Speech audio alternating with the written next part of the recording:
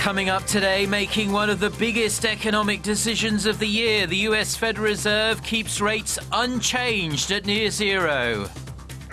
The Prime Ministers of Korea and France agree to boost bilateral economic cooperation with an extra focus on the so-called creative economy. Plus, Korea and Japan will hold a 9th round of talks in Tokyo on Japan's wartime sexual enslavement of Korean women. Stay tuned for these stories and more.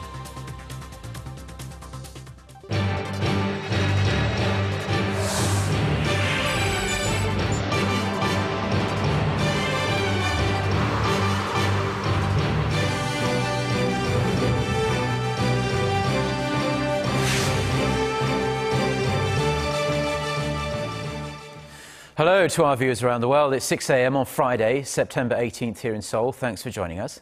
I'm Mark Broome. We start with the big economic news out of the United States. The Federal Reserve has decided to keep its benchmark interest rate unchanged at near zero. After a two-day meeting, the Federal Open Market Committee made the announcement within the last few hours. It said recent global market volatility and other risk factors had convinced it to delay what would have been the first rate hike in nearly a decade. Fed Chair Janet Yellen held a press conference shortly after the announcement. She said the US economy was performing well with robust spending, but the Fed wants to see stronger evidence in light of heightened uncertainties abroad and slow inflation. She added that the central bank is on course to raise rates before the end of this year. The Fed has kept its benchmark interest rate at 0 to 0.25% since December 2008. Korea's Prime Minister Hwang Kyo-ahn met with his French counterpart in Paris on Thursday, where the two sides agreed to fully cooperate in the so-called creative economy. Hwang, who's in the French capital for a 5-day trip to mark the 130th anniversary of Korea's diplomatic ties with France, which falls next year, also shared views on bilateral relations with Manuel Valls.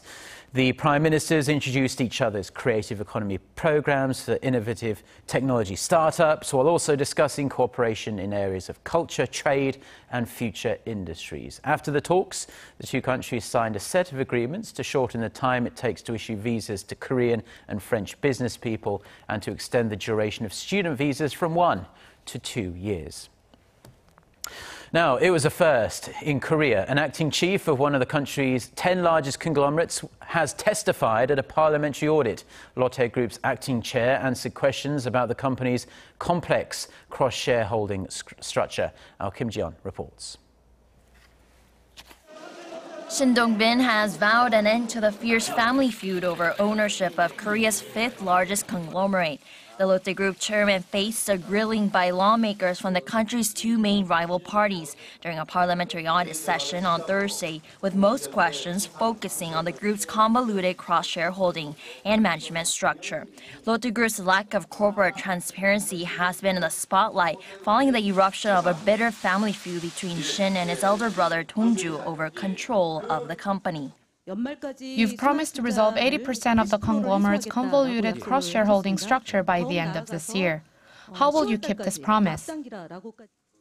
I've purchased shares of Lotte Confectionery Limited that were previously owned by Lotte Engineering and Construction Company, and the group has created a task force to clear up the rest by the end of October. There is a lot of speculation about Lotte Group's ownership structure, specifically that it will benefit Japanese investors. But you keep telling us that it's a Korean conglomerate. How will you persuade the Korean people of this? In Korean, Shin stressed that Lotte Group is firmly based in Korea, paying taxes and employing Korean nationals.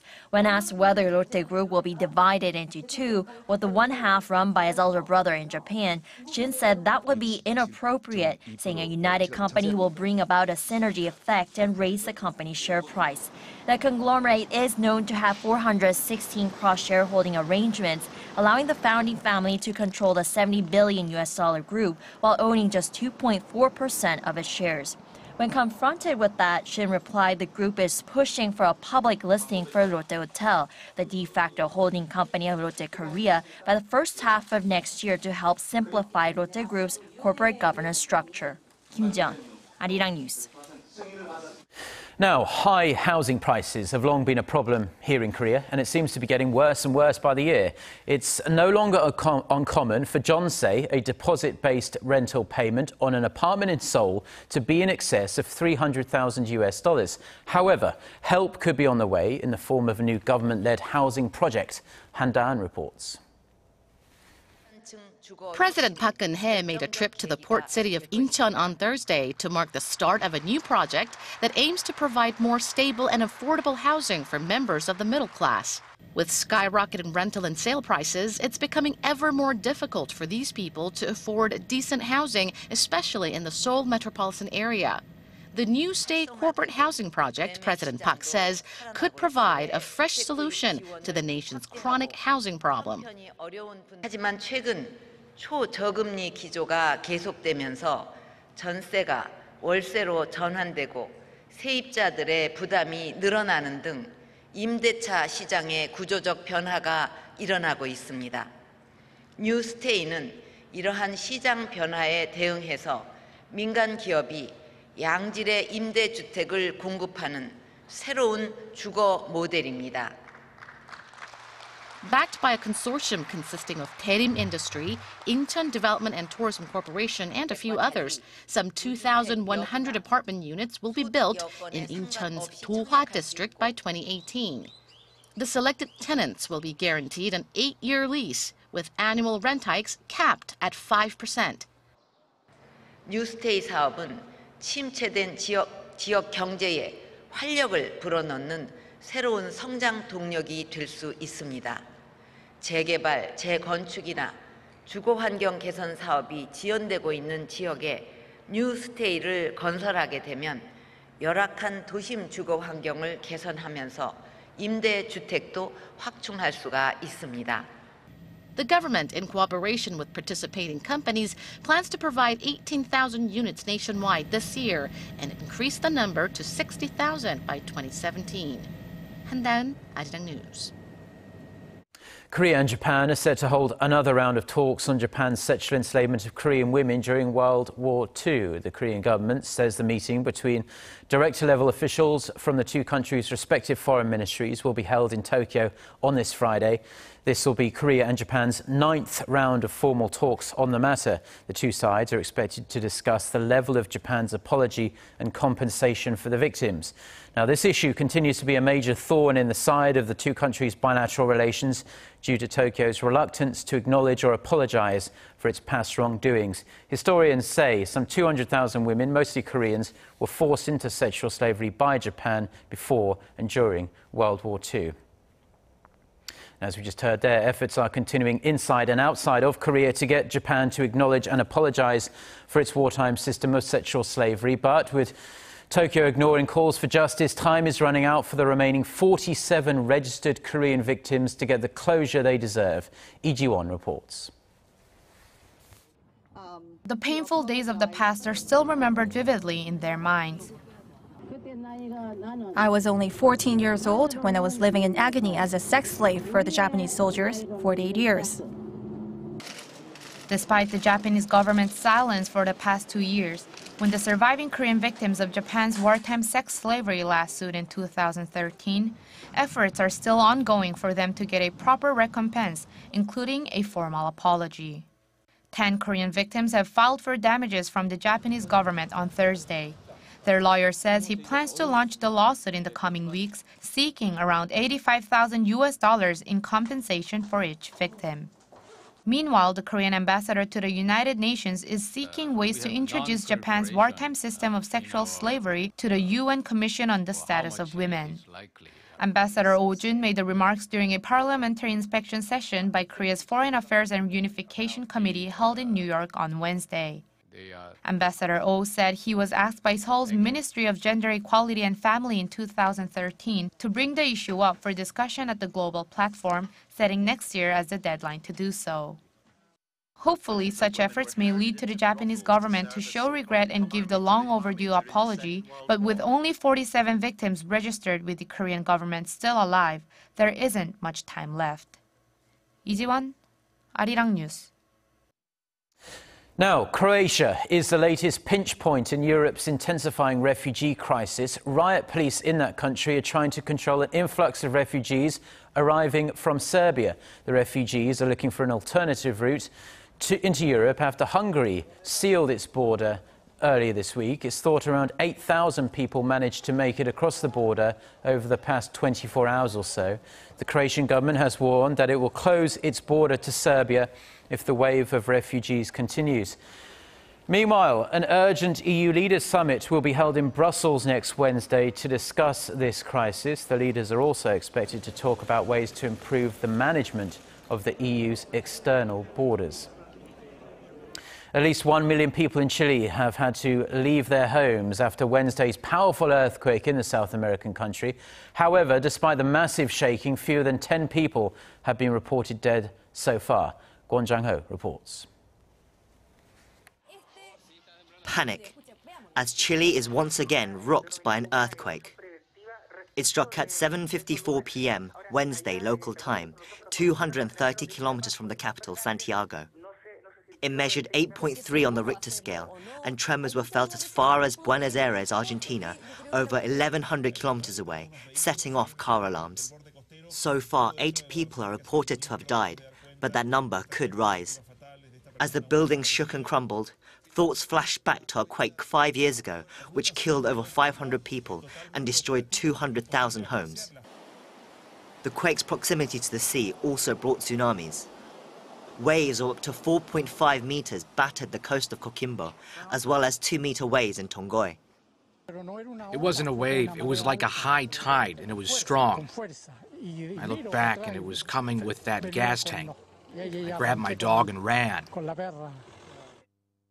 The morning light has revealed the extent of the damage to the buildings and to people's lives. I lost everything, everything. What can I say? I lost it all. I don't have a shop.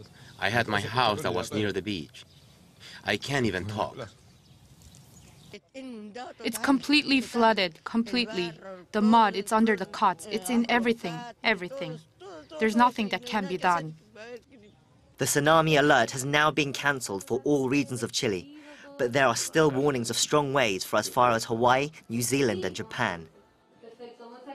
Korea's foreign ministry says there have been no casualties among the 2,700 Korean residents in Chile, but they are working with the local communities to confirm these reports. Kwon Jang-ho, Arirang News.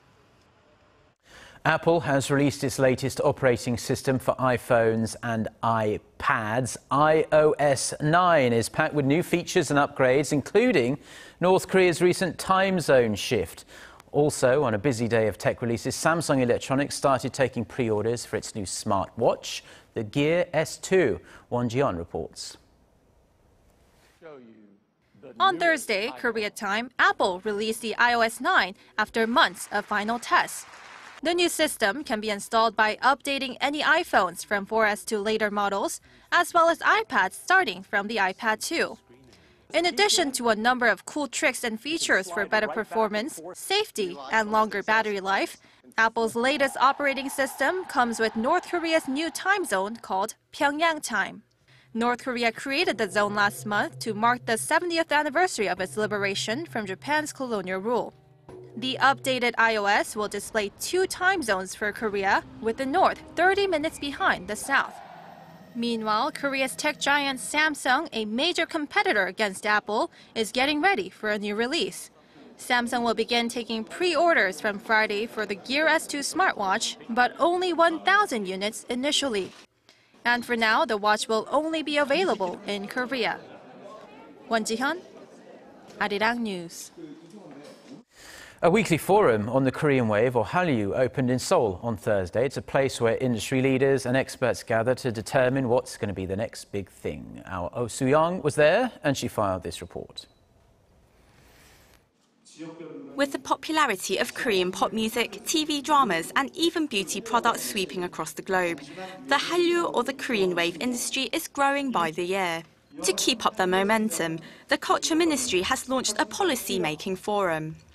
By gathering the respective leaders, officials, and experts, we can discuss the future of Hallyu. This will be based on the convergence of various culture genres such as K-pop, TV dramas, or animations with ICT, producing a brand new cultural product. The weekly forum kicked off on Thursday with industry officials, leaders, and members of the public attending the inaugural ceremony. Members of Infinite, a popular K-pop boy band, were instated as the official endorsers of the organising committee. This was followed by special lectures on the importance of cultural convergence and how to spread it on an international scale. Among the guest speakers, Kim Sang-won, the CEO of Korea's biggest online portal, Naver, emphasised the need to develop more digital platforms where global fans of Korean culture or K-culture can create their own unique material. For the next 10 weeks, other leaders and experts in culture, sports, food and entertainment will also share their insights through lectures and discussions. Organisers of the forum hope the discussions will produce vibrant ideas and solid business strategies that can translate into effective policies, further fueling the Korean wave. Oh Soo-young, Arirang News.